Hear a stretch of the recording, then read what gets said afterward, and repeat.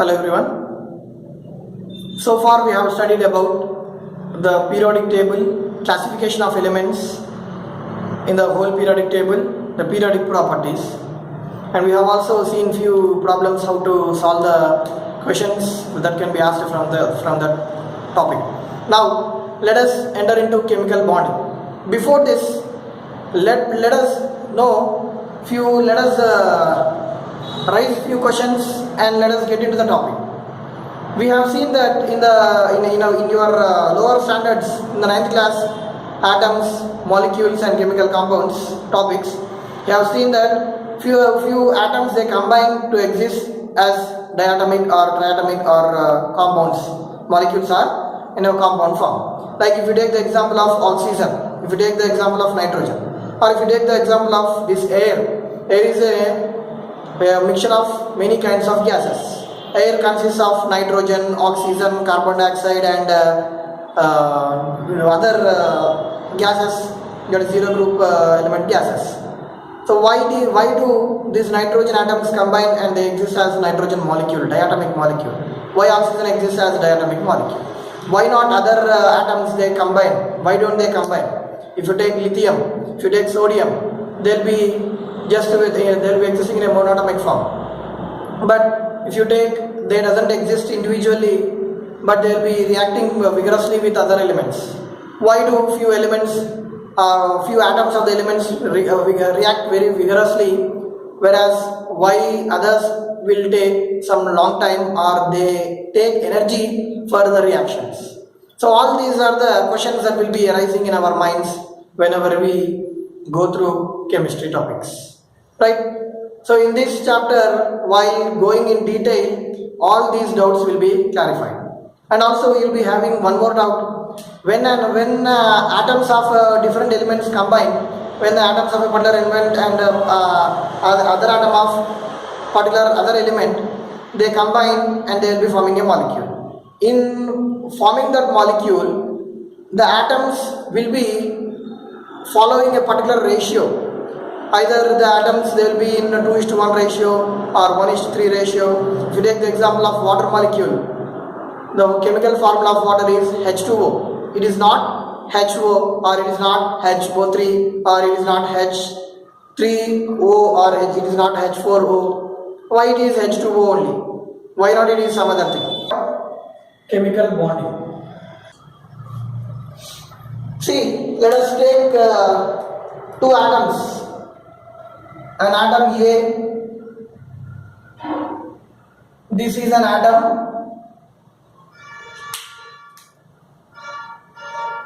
B. This is an atom A and this is an atom B. Let us assume that these two are combining and they are forming bonds. Before that, you know that these atoms they have electrons in them, isn't it? Electrons means negative charge, and also atoms of this species to have electrons in them. Electrons means negative charge. When they try to combine, when they try to come close together,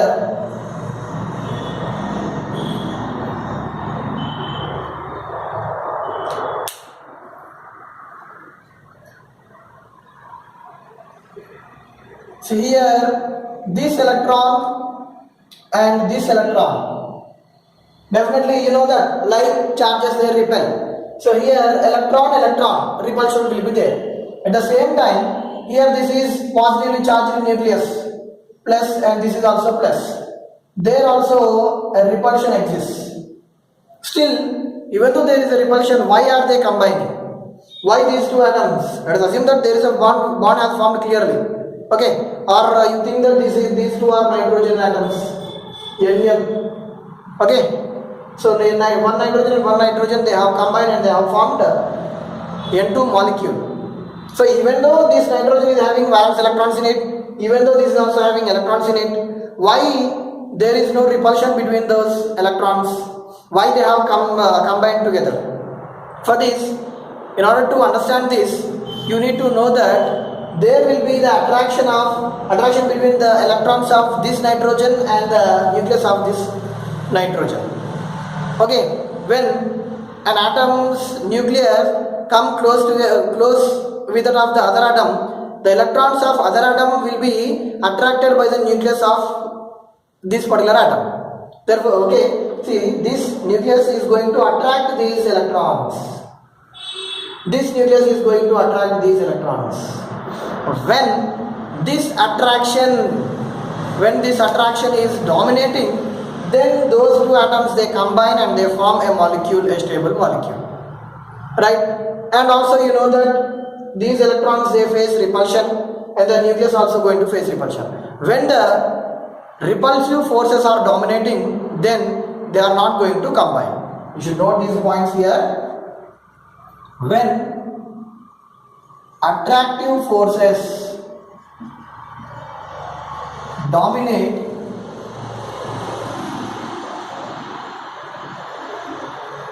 it leads to bond formation.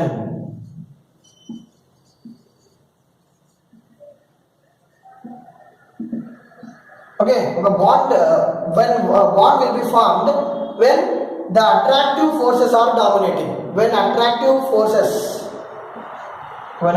forces dominate, it leads to the bond formation. Next, when repulsive forces dominate,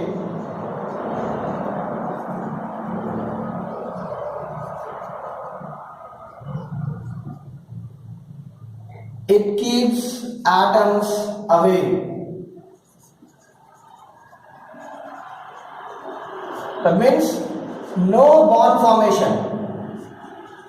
No bond formation. Here the bond doesn't form. Why the bond doesn't form? Because the repulsive forces are dominating here. In the earlier cases, attractive forces are dominating, therefore those attractive dominating forces will hold the atoms and they will be leading to the formation of a bond. Right? So this is a major point which you should remember, and also the other point which you should keep in mind while studying this concept is the stability. Every molecule or every atom will prefer to attain stability. This is a major and foremost point that you should remember while studying anything. So okay, I am stable. Why? Because my two legs are balancing my body equally. So I am stable, right? And after some time, how long can I stand here like this? I can't stand for more than 2 hours. Definitely after 2 hours, I prefer to go and sit after taking some rest. And how long can I sit there? Can I sit for 2 or 3 hours? Definitely I will be getting irritated, or I will be feeling irritated after sitting 3 hours, because I can't feel stable there. So again I will get up and I will be walking. How long we can walk? So in this way, in our daily activities, we always try to attain stability in one or in the other forms, by standing or by sitting or by walking. So by sleeping, whenever we sleep, our stability will be maximum. So in the same manner, every atom, it prefers to attain stability by either remaining intact, inert. Okay, it may not undergo chemical reaction. In order to remain stable, it will be remaining inert. It doesn't prefer to form a bond with other atom. And some atoms, they prefer to form a bond in order to attain the stability. Right? So by gaining electrons or by losing electrons, they will be forming a bond and they will be attaining that stability. So you should keep these points in mind. Bond formation is due to why? Due to what? Due to the attaining stability. To attain the stability, the atoms or molecules, they prefer to undergo chemical transformations, or chemical reactions occur to attain stability. Okay, when do they undergo chemical reactions? When the attractive forces are dominating, they undergo chemical reactions. They combine. When the repulsive forces are dominating, they will be apart from each other. Right? These are the major points, basic points which you should keep in your mind. Coming to the different atoms made by different scientists to explain the nature of bonding and why atoms undergo chemical transformations to form molecules or compounds.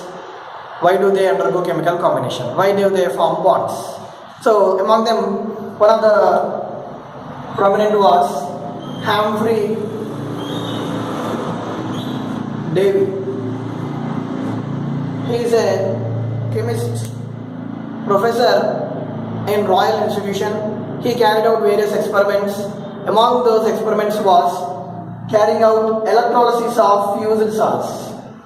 He carried out the electrolysis of fused salts. So he took different fused salts and he carried out the experiment. He carried out the electrolysis. He took the Alessandro Volta's battery as a basis and he prepared a battery by using 250 metals, around 250 metallic plates. Using 250 metallic plates, he made a battery and he carried out the electrolysis of fused salts. And he is the one who separated sodium, potassium, magnesium, calcium, barium, strontium. All these were separated around 1807 to 1810. Around these years, between these years, 1809 I hope. In the year 1809, between these years, he separated the metals that were separated by this scientist Humphrey Davy. He carried out the electrolysis of these fused salts, right? And he later observed that these salts are having metallic part. That means these are one part, metallic part of these salts. Metallic part, he observed. I can state like this: observations of Humphrey Davy. What he observed is metallic part of salt moving towards negative electrode or negative metal plate. Right, he observed that the metallic part of the salt is moving towards what? Negative electrode. That negative electrode we call it as cathode. And the non-metallic part of salt is moving towards positive electrode. That positive electrode is anode. Right, later after observing this, he stated that the compounds have two parts, that is a positive part and a negative part. Due to the electrostatic force of attraction between this positive part and the negative part, they combine and they will be existing as a molecule or a compound. This is his observation and this is his statement. But how far this statement is applicable for other compounds like diatomic molecule like nitrogen? Is it applicable for nitrogen? Is there any chance for one nitrogen getting negative charge and one nitrogen getting positive charge? No, both are nitrogens. So this observation and this statement given by Humphrey Davy doesn't suit for diatomic molecules like nitrogen, oxygen, and also this is not suitable for organic compounds, that is carbon containing compounds. So this is restricted only to the ionic compounds, right? Humphrey Davy's statement is restricted only to ionic compounds. So later, in order to study this, Lewis has put forward dot structure. In order to study the bonding nature, he stated that it is observed that the valence electrons of an atom are undergoing chemical are involving in the chemical bond formation, whereas the inner shell electrons and the nucleus, they are remaining intact. Only the valence electrons, the electrons present in the valence shell are undergoing chemical transformation. Right, they are either being lost or they are being the electrons are being gained. Only the valence shell is undergoing the chemical transformation. So Lewis has given a dot structure to represent those valence electrons. Okay, by observing, after studying the periodic properties and after studying the periodic table and after studying the properties of different elements in the periodic table, it is observed that the zero group elements helium, neon, argon, krypton, xenon are more stable. Why are these stable? Because by looking at the electronic configuration, because so the periodic table that which we are studying now is a modern periodic table which is based on the electronic configurations. So the periodic functions are based on what? The electronic configurations. So what electronic configuration difference is there in the zero group elements and the remaining elements? Why the remaining elements are undergoing chemical transformations? Why are these not undergoing chemical transformations? So after studying and after questioning all these, they observed that these zero group elements, they are attaining a stable configuration, that is the 8 electrons in their stable configurations. Now let us observe that. This is to represent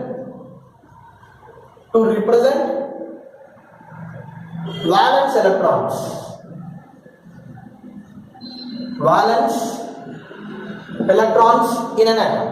So right, now let us see the zero group elements. If we observe the filling of these electrons, how they are filled in their respective shells. Let us take the K shell, L shell, M shell, N shell. See, except helium, the remaining all will be having 8 electrons in their valence shell. So let us see that. In the helium will be having 2 electrons in the valence shell and no electrons in the L shell, M shell and N shell. Helium, because it is having only 2 electrons, they will be filled in the K shell. Neon, that will be having 2 electrons in the K shell, that is 1s2, and 8 electrons in the L shell, 2s2, 2p6. What are these 8 electrons? 2s2, 2p6. And M shell and L shell, they don't have any electrons, they don't have M and L shells. Next, argon. Here also 1s2, 2s2, 2p6, 3s2, 3p6. Okay. Argon is having 18 electrons. 8 plus 8, 16, 16 plus 2. 1s2, 2s2, 2p6, 3s2, 3p6. N shell is not having any electrons. Next, krypton. K shell 2 electrons. L shell 2s2, 2p6. M shell will be with 18 electrons. 3s2, 3p6 and also 3d10. So 18 electrons. Okay. 2 plus 18 plus 8, how much it is? 26, 27, 28. And we have remaining 8 electrons in the N shell. 4s2, 4p6. 1s2, 2s2, 2p6, 3s2, 3p6, 3d10, 4s2, 4p6. Next, if you take neon, 2 electrons in the K shell, 8 electrons in the L shell. Here 18 electrons in the M shell, that is 3s2, 3p6, 3d10. Next again 18 electrons in the N shell, that is 4s2, 4p6, 4d10 and 8 electrons, that is 5s2, 5p6 in the next shell O. Okay. In this way, if you observe all these except helium, the remaining all elements of the zero group are possessing 8 in their valence shell. Okay, this is the valence shell. K shell is the valence shell of helium. L shell is the valence shell of neon. M shell is a valence shell of argon. N shell is a valence shell of krypton. O shell is a valence shell of xenon. Okay, or we can also state this as first shell, second shell, third shell, fourth shell, fifth shell. In the fifth shell, it is having 8 electrons. So if you observe the valence electrons of these zero group elements, they are having one peculiar similarity. That similarity is 8 electrons in their valence shell. So these 8 electrons, that means after observing all the electronic configurations of many elements, see after studying the periodic table and after studying the electronic configurations of different elements and after studying the electronic configuration of these zero group elements, it is observed that these zero group elements are remaining inert. They are not reacting with other elements. Their reactivity is very, very poor. Only in a few exceptional conditions, with few elements they are showing a little reactivity, a very minute reactivity. So this inertness of these zero group elements is because of something which is peculiar, that is the stable electronic configuration. That means their valence electrons are possessing 8, that is a magical number. So scientists at that time they believe that this magical number, that the 8 electrons present in the valence shell in the valence shell might be the reason for stability. So they stated that as octet, that stability is octet. So they stated this as octet configuration. They stated that configuration as what? Octet configuration. And they have stated the octet rule after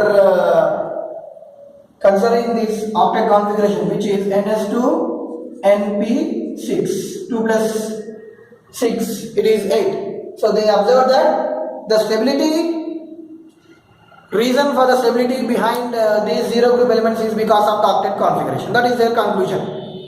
And they stated a rule, that is octet rule. This is not law because this is restricted only to few elements. This is having few exceptions also. This octet rule couldn't explain the bonding in few molecules. So therefore this is considered as only a rule, this is not considered as octet law.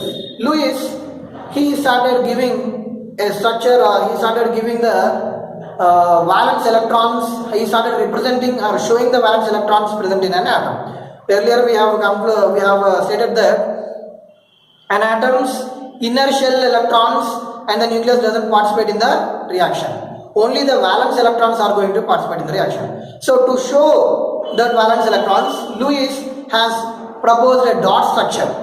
How he has represented is, the inner shell electrons and the nucleus are shown as the element symbol, whereas the valence electrons are shown as dots or in the form of cross marks. The representation of an atom with its valence electrons in the form of dots is Lewis dot structure. Let us take the example of helium or neon. Let us take the example of neon. How to represent neon? It is 1s2, 2s2, 2p6, right? So 1s2 is its inner shell, 2s2, 2p6 is its outer shell. So what is outer shell is 2, second shell. First shell is inner shell, and with that is shown with the nucleus, the neon, and 8 electrons, 2s2, 2p6. So this is a representation of neon in the form of Lewis dot structure, where its electronic configuration is 1s2, 2s2, 2p6. These 8 electrons are shown in the form of dots. They are shown in the form of dots. This and the nucleus are shown in the form of its element symbol neon. So the same is for, if you take the example of sodium Na. What is the configuration of sodium? 1s2, 2s2, 2p6, 3s1. So what are the valence electrons here? What is the valence shell here? The valence shell is 3s. Third shell is the valence shell. This is the inner shell. So this inner shell is shown as sodium, Na, element symbol sodium. And one electron, the valence electron, is shown as dot around Na. So this is the representation of sodium in Lewis dot structure. Okay, you can write the Lewis dot structure for any molecule by knowing its valence electron, by knowing its electronic configuration. Clearly you can write the Lewis dot structure of different atoms. What shall we write? Chlorine. I'll write the chlorine's Lewis dot structure. What is the configuration of chlorine? 1s2, 2s2, 2p6, 3s2, 3p5. This is the electronic configuration of chlorine. So what are the inner shell electrons here?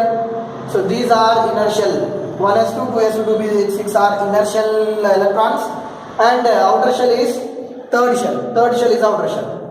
So how many electrons are there in third shell? 2 plus 5, 2 in the S subshell and 5 in the P subshell. So around chlorine, these are shown in the form of chlorine, and 7 electrons are shown around this. 1, 2, 3, 4, 5, 6 and 1. So in this way the valence electrons are shown in the form of Lewis dot structure. So clear? So this is about the introduction to the chemical bonding.